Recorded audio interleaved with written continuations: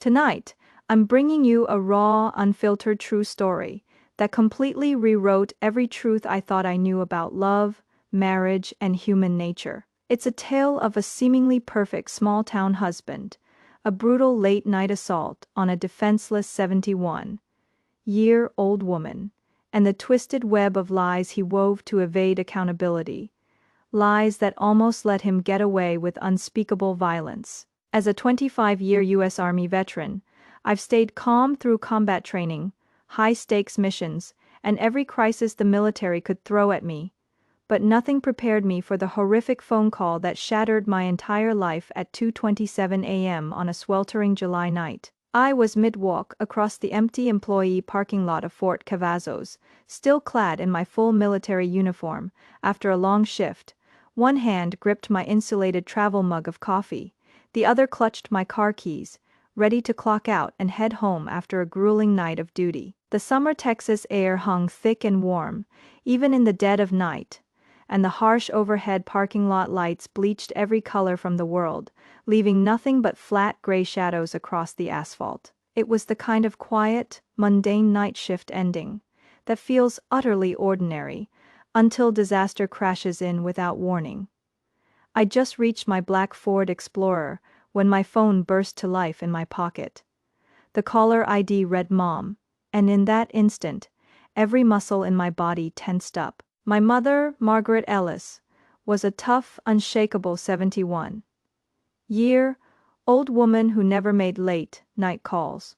Not when my father passed away. Not when she recovered from major knee surgery. Not even when she chased a wild raccoon off her porch with a broom single-handedly. She was stubborn, resilient, and unafraid of anything life threw at her, so a 2 a.m. call from her could only mean catastrophe. I answered immediately, but for several long, torturous seconds, all I could hear was ragged, shaky breathing on the line. Then a broken, trembling whisper cut through the silence, a voice so foreign and terrified I barely recognized it as my mom's Emily. My fingers tightened so hard around my car keys, my knuckles blanched white. I fired off questions fast, my military-trained instinct kicking into crisis mode. "Mom, where are you right now?" Her answer stopped my heart cold. "The police station." I set my coffee mug down hard on the hood of my SUV, my mind racing to process the unthinkable. "Why are you at the police station? What happened?" I pressed gently, giving her time through her uncontrollable sobs to find her words. Through broken cries, she finally told me the name that made my stomach drop to my feet. Ryan, my husband. The man I'd trusted for 15 years, the man I'd built a family and a life with. Just hours earlier, Ryan had texted me around 11 p.m. Painting a totally normal picture of his night. He told me he was holed up at his temple remodeling office, sorting through client invoices, complaining about a difficult supplier, and even double-checking if I'd paid our monthly electric bill. It was a mundane, casual text, the kind of harmless update that made me believe he was working late, harmless and occupied. Nothing could have been further from the truth. Through her tears, Mom explained, Ryan had shown up at her home unannounced, consumed by irrational anger. He'd accused her of turning me against him, of poisoning our marriage against his name. True to her blunt, unapologetically honest nature, my mom had simply told him the truth. I didn't need anyone's help to see the kind of bitter, angry man he'd become in recent years. That innocent, honest observation was all it took to trigger his violence. He'd called my 71-year-old mother a crazy old woman, without a shred of remorse, then picked up a baseball bat and beat her with it. He targeted her left shoulder and her side, striking her so hard she collapsed right beside her kitchen table. When I asked if she'd seen a doctor for her injuries, she whispered that police had escorted her to the station before she could get any medical care. And that's where the nightmare got even worse. Ryan had spun a completely fabricated story for responding officers, claiming my mom had attacked him first with a fireplace poker, insisting she was mentally confused and unstable. And shockingly, the police believed his lies. This is a critical detail most people miss in domestic violence cases involving older victims, Elderly abuse is drastically underreported and underprosecuted in the United States. Perpetrators frequently exploit ageist biases, convincing law enforcement that elderly victims are senile, confused, or prone to exaggeration, while charming, articulate abusers get the benefit of the doubt purely based on first impressions. Ryan mastered this manipulation tactic better than anyone I'd ever known. I slipped into my driver's seat, my military training kicking into full crisis control mode, my voice steady and firm despite the panic raging inside me. I gave Mom clear, actionable instructions: sign no paperwork, argue with no officers, demand immediate medical attention, and stay in plain sight of other people at all times. But her next words gutted me completely. Through quiet sobs, she apologized for causing trouble between me and my husband. That misplaced guilt, the instinct of a kind elderly woman to take blame for a violent man's choices, hurt worse than any injury I could imagine. I reassured her firmly that none of this was her fault. Every terrible choice was Ryan's alone. I started my engine at 2:29 a.m. My hands locked tight around the steering wheel. Every red light on the short drive to the Killeen Police Department felt like an eternity. Every delay a personal injustice. I called my supervisor immediately to report a family emergency, abandoning every work duty to rush to my mom's side. 18 minutes later, I burst through the police station's glass front doors, and the entire room fell silent in an instant. The desk sergeant, Mark Dalton, a late 50s broad-shouldered officer with silver hair and exhausted, weary eyes, recognized my military uniform on sight. His face drained of all color, and he slowly rose from his chair, his perfectly polished uniform contrasting sharply with his unsteady, trembling hands. He tried to flag me down to explain protocol, but I didn't wait. My only priority was seeing my mom. Sergeant Dalton hesitantly confirmed she'd requested medical help, that EMS had done a quick preliminary check and noted bruising, but no immediate life-threatening injuries. He told me she was being held in interview room 3, and I walked straight past him without permission. The woman I found inside broke my heart entirely. My mom looked smaller, frailer, and more fragile than I'd ever seen her.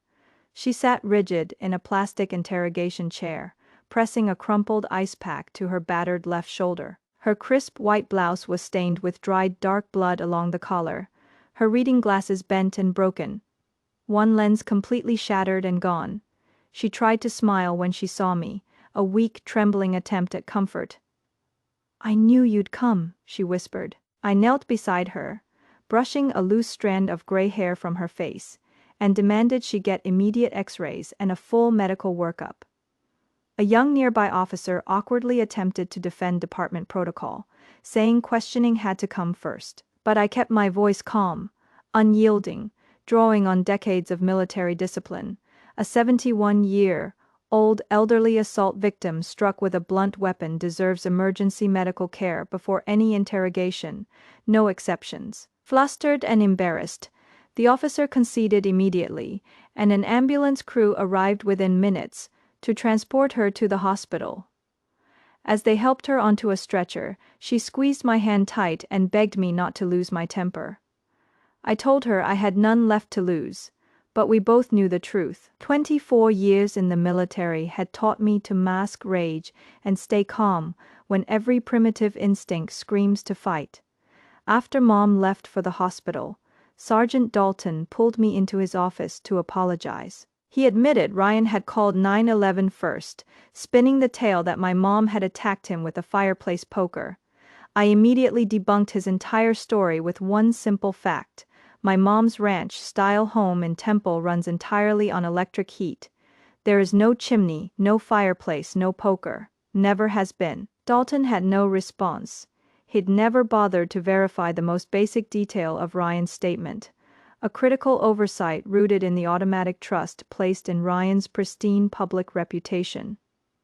15 years prior, Ryan was the man everyone adored. Fresh off my first divorce, balancing a military promotion and raising a toddler alone, I'd fallen hard for his charm. He volunteered with Habitat for Humanity every weekend, coached local Little League teams, remembered every birthday and anniversary, and could strike up a genuine feeling friendship with anyone in a room. He brought me dinner on my late work nights, built our daughter Lily a custom treehouse by hand, and called my mom every single Mother's Day without fail. Back then, I truly believed I'd found one of the rare good men. But looking back, the red flags were always there, hidden in plain sight. A classic pattern of covert narcissistic personality traits I failed to recognize amid my busy military life. Ryan craved constant admiration and validation. He could never tolerate being questioned or corrected, lashing out at waiters, arguing with cashiers, and accusing neighbors of jealousy over minor slights. Over time, his harmless petty behavior turned targeted and cruel toward me. He resented my military rank, joked constantly that I ran our home like a military base, and hated that I carried more authority and crisis experience than most civilians.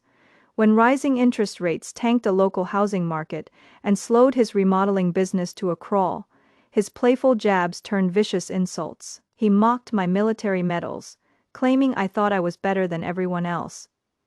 I always replied honestly that my medals were just proof I'd survived and finished hard things. A truth that enraged him further, feeding his deep-seated inferiority complex. Sergeant Dalton interrupted my thoughts to slide a small evidence bag across his desk. Inside was the broken lens from my mom's glasses, recovered from the sole of Ryan's boot. In that moment, everything clicked. Ryan's claim of self-defense was impossible. A victim under attack doesn't stand directly over their assailant and crush their glasses under their foot. That small piece of evidence was proof of domination, of a man standing over a helpless, fallen woman. For the first time all night, I stopped wondering if my marriage could be saved. I only wondered how many layers of lies Ryan had buried the truth under. By sunrise, my mom was admitted to Baylor Scott and White Medical Center in Temple with severe life-altering injuries, a fractured collarbone, 2 cracked ribs, extensive deep bruising across her entire left torso, and a mild concussion. The ER doctor called her lucky the bat hadn't struck her head, but the word felt obscene.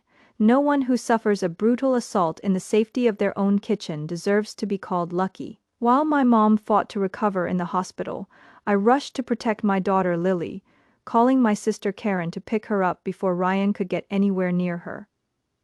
I begged Karen to keep Lily safe, and her unwavering promise was the only small relief I had.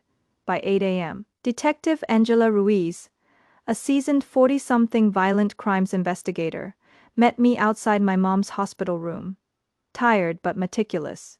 She made no excuses for the rushed, flawed initial police response, and simply asked to hear my mom's full account of the attack. Despite her pain and exhaustion, Mom insisted on speaking immediately, determined to tell the unvarnished truth. She explained, Ryan had arrived at her door at 9:30 p.m. sharp, carrying a pie from a local bakery, pretending to show up with an apology. Hesitant but raised to give people the benefit of the doubt she'd let him in. They spoke briefly at her kitchen table before he abruptly demanded to know if she'd been convincing me to leave him.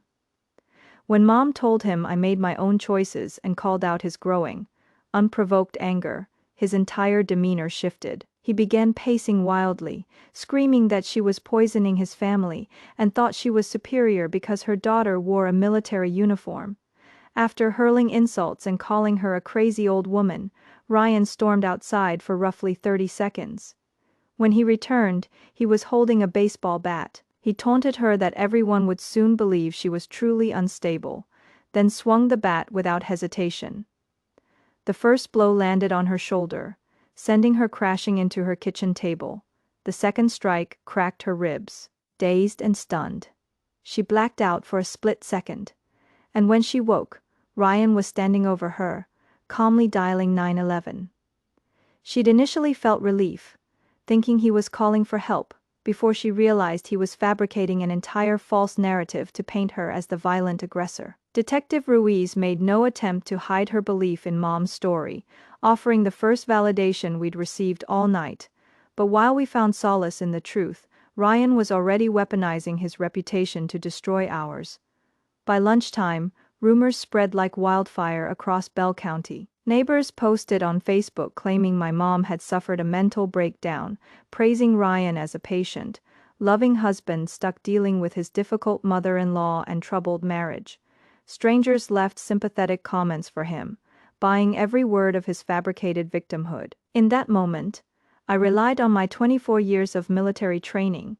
You never fight rumors with more words. You fight lies with irrefutable facts. Just after 2 p.m., Detective Ruiz called with game-changing news.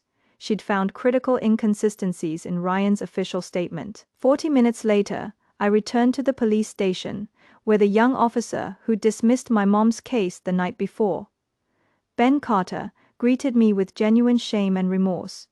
He admitted he'd blindly believed Ryan's charming story without fully investigating, a mistake he was determined to correct. In the conference room, Detective Ruiz laid out hard evidence that dismantled Ryan's lies piece by piece. Crime scene photos showed blood splatters low to the kitchen floor, at kneeling height, not the standing chest, high splatters you'd see in a mutual fight. This proved Mom had been on the ground, defenseless, while Ryan stood over her attacking. The broken glass from her glasses embedded in Ryan's boot sole further confirmed his lie. A victim fighting for their life would never let their attacker stand directly over them to crush their eyewear. Officer Carter shared another damning detail. He'd reviewed Ryan's 9/11 call audio after his shift ended. Unlike every genuine self-defense caller, who sounds panicked, shaken, and disoriented, Ryan spoke in a calm, rehearsed, unwavering tone. There was no fear, no urgency. Only a man reciting a pre-planned story he'd memorized in advance. Carter's dispatch background let him spot the subtle difference instantly. The team also interviewed 2 neighbors who confirmed they'd only heard one person shouting that night, one consistent, angry male voice, matching Ryan's temper. Most damning of all, Ryan's documented self-defense injuries were nothing more than a tiny wrist redness and a minor thumb cut. No bruising, no deep wounds, no evidence of a struggle with a supposedly violent, unstable elderly woman. That's when I asked the question that flipped the entire case on its head. Had anyone verified when those minor injuries occurred? Before or after the assault? The room fell silent. No one had ever considered the possibility he'd hurt himself after the attack to fabricate proof of self-defense. Within minutes, the forensics team and medical nurse were ordered to re-examine Ryan's injuries, and new evidence began pouring in fast.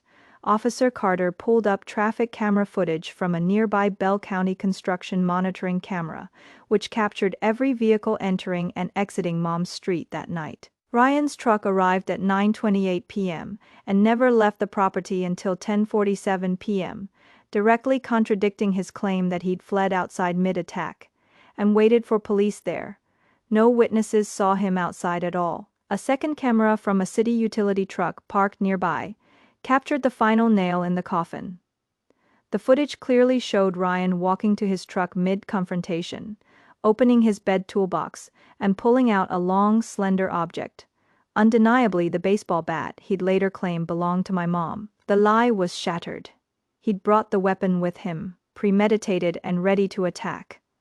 Mid-investigation, my phone rang, and my daughter Lily's quiet, trembling voice broke my heart. Ryan had called her asking if she still loved him and planting seeds that Grandma was mentally unwell and imagining abuse. Then she asked the question no child should ever have to voice.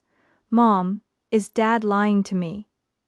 In that moment, I realized my 15-year-old daughter had already seen through his facade. She'd noticed he never asked about Grandma's injuries, never showed a single ounce of remorse or concern. With gentle honesty, I confirmed her worst fear: her dad was lying. As the day unfolded, Detective Ruiz uncovered Ryan's hidden financial ruin, the root of his desperate, violent breakdown. His small remodeling business, which appeared successful on the surface with 6 employees and 3 work trucks, was drowning in unreported debt, tens of thousands in unpaid IRS payroll taxes, overdue business loans, and a second hidden mortgage on our family home. Bank statements revealed frequent large cash withdrawals of $10,000 to $20,000, with no documented explanation for where the money went. For months, he'd lied to me about his business thriving, hiding crippling financial pressure that fueled his rage and manipulation. The final forensic report confirmed our worst suspicions.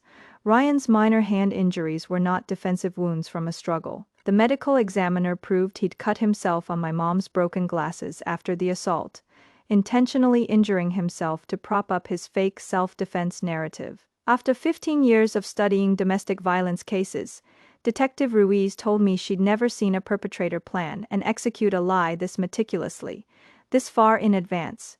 This wasn't a momentary angry outburst, it was premeditated violence and calculated deception. 3 days later, Ryan requested an unsupervised visit with Lily, leveraging his legal parental rights since he hadn't yet been arrested.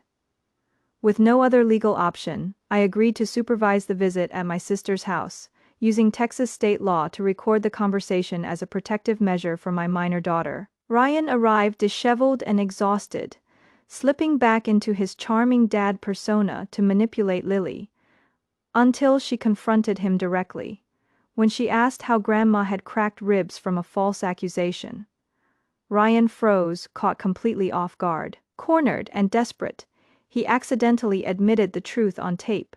He confessed he'd lied about my mom's mental state, explicitly stating he needed people to believe she wasn't thinking clearly, because she would have ruined everything. That unguarded admission was irrefutable proof of his witness tampering and intentional deception. His attorney later claimed the recording was taken out of context, but the local community quickly saw through his lies. Neighbors, church friends, and acquaintances who defended him online began deleting their supportive comments, abandoning his narrative entirely. 6 weeks later, the trial began in Bell County District Court. No dramatic television style theatrics, just quiet, devastating truth. My mom testified with calm, unshakable clarity. No tears, no exaggeration. Only facts. Ryan's defense attorney tried to discredit her by bringing up a past ladder fall concussion, but she firmly stated her memory was perfect when it came to the man who beat her with a bat. Officer Carter took the stand next, bravely admitting his initial mistake in trusting Ryan's lies, a rare moment of accountability from law enforcement. Detective Ruiz followed, laying out every piece of damning evidence: crime scene photos, medical records, financial debt statements, traffic camera footage, utility truck video, and the explosive recorded confession. The prosecution delivered the final blow, presenting Ryan's pre-attack internet searches. How reliable are witness statements from dementia patients, and can head injuries cause memory loss? He'd researched exactly how to discredit my mom before ever stepping foot in her home. The ultimate proof of his premeditation and financial corruption emerged in bank records. The morning after my mom's hospitalization, Ryan transferred $86,000 from a hidden business account to an offshore investment account, attempting to hide his remaining assets before his crimes caught up with him.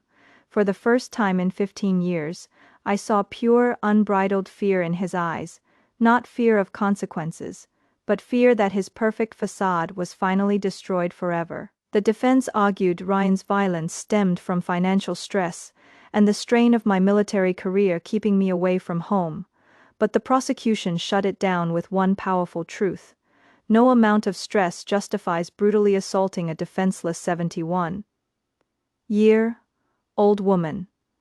This case was never about money or marital conflict. It was about a man who thought he could manipulate everyone, rewrite reality, and get away with violent abuse. After just 3 hours of jury deliberation, the verdict came back unanimous: guilty on all charges: aggravated assault, false police reports, witness tampering, and multiple financial crimes. 6 weeks later, Ryan was sentenced to 8 years in state prison. His remodeling business collapsed within months. His work trucks were repossessed by vendors, and our family home was sold to pay off his mountain of hidden debt. In the months after the trial, our family slowly began to heal. I retired from the military after 25 years of service, finally gaining the time to cherish quiet moments with my mom and watch my daughter grow. We fixed up my mom's house together, replacing her broken kitchen table, with Lily picking out bright blue curtains, to replace the dull beige ones Mom once preferred, choosing joy over grief, hope over darkness. The Killeen Police Department formally apologized to my mom and me, with Sergeant Dalton and Officer Carter owning their procedural failures and completing specialized elder abuse investigation training to prevent other families from enduring our pain. My mom's quiet forgiveness was a powerful reminder that healing means letting go of burdens, not excusing harm one day. While planting tomatoes in Grandma's garden, Lily asked if I hated her dad. I told her I hated his terrible choices, but I would never hate the man she once loved. Hate would only let Ryan continue to control our lives long after he'd lost everything. This nightmare taught me the truest form of justice isn't watching someone fall. It's rebuilding your life stronger, kinder, and happier than before, surrounded by the people who love you unconditionally. This story isn't just about one violent, manipulative man. It's a warning about the hidden darkness lurking behind perfect public personas, the systemic failures that fail elderly abuse victims, and the courage it takes to choose truth over comfort, healing over revenge. If this story resonated with you, if it reminded you that honesty, resilience, and goodness always prevail in the end, drop a like and subscribe for more unfiltered true stories. Thank you for walking through this hard journey with me, and always hold close the people who stand by you when life falls apart.